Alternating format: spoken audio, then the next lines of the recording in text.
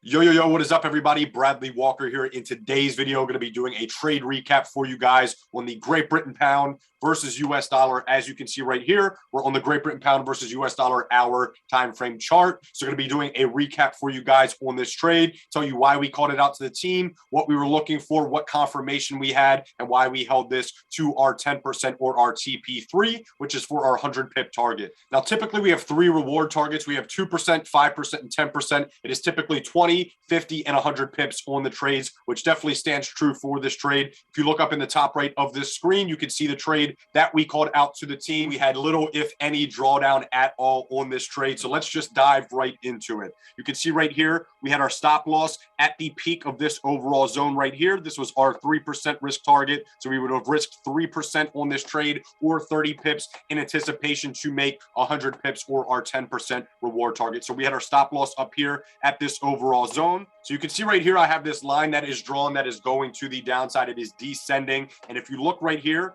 we had our higher high right here. Then we had lower highs, lower lows, lower lows, lower highs, came up and retested that overall zone right there.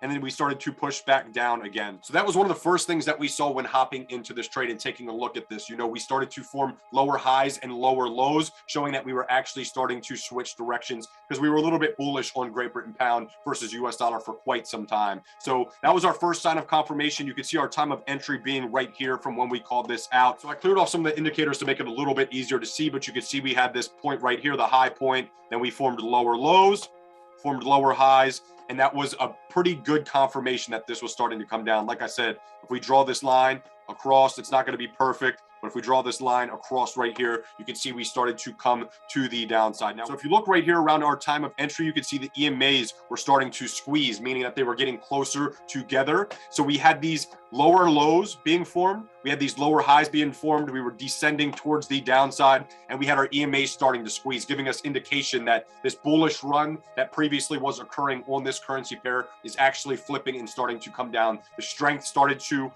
become a little bit more weakened. You can see here on the RSI, we were overbought. So we were definitely looking like this was going to start coming to the downside. So definitely looking very nice on this setup. Decided to hop in right around this point. Once we saw those EMAs squeezing, we were actually coming down a little bit. We formed this lower high, this lower low, and we're feeling pretty confident that we were going to start breaking down. Now you can see right here, we entered this trade at this time, but over in this area here, if we clear this off again, over in this area right here, we started to have our EMA stack and crossover to the downside. So we had the 5 EMA right here, cross below that 20, and then that 20 cross below the 50. So we were stacked with our 5, our 20, and our 50 EMAs in sequential order towards the downside. And I've talked about this in a lot of videos. This is giving us good indication, along with the other things I've discussed in this video, that this is going to start coming down. So we were looking very nice to the downside on this trade. Like I've said in previous videos, the more signs of confirmation you have on a trade, the higher the success rate is typically going to be on that trade. I mean, it only makes sense, right? So we were definitely looking very nice to the downside. Like I said, time of entry right here. We had our stop loss up here, which we never even came close to, came into a slight drawdown right here, but overall respected this overall zone right here when we formed our lower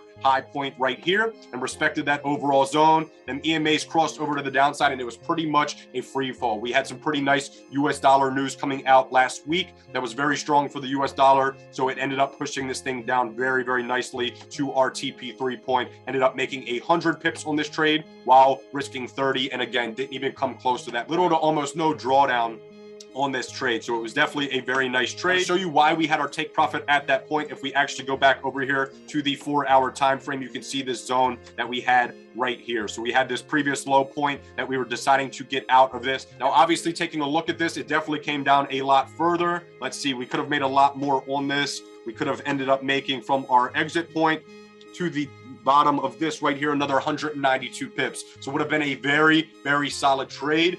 But for our team, we typically, like I said, call out 3 different reward targets, 20, 50, and 100 pips. And then we call out our stop loss on the trade, and definitely wanted to get out because we weren't confident or knowing for sure if it was going to break the zone, but we were pretty confident knowing that it was going to break this. Also, since our trading strategy is typically swing trades, we didn't want to hold this trade for too long. We like to get in and kind of get out of trades within a few days, which we did on this nice trade setup that we had right here. So definitely could have held this trade for a little bit longer and made a bit more money on it, but we stuck to our analysis, stuck to the trade, and ended up still making very nice profits. You know, definitely want to lock those profits in from time to time and stick to your analysis. And like I said, we're day trading, so we're not really holding trades for too long. You know, we're not really position trading that often. So once in a while we do with things like Bitcoin and cryptocurrency stocks. Obviously we'll position trade where we're holding them for, you know, weeks to months at a time, if not even longer. So definitely do more position trading on that aspect, but definitely had a nice day trade setup on this trade.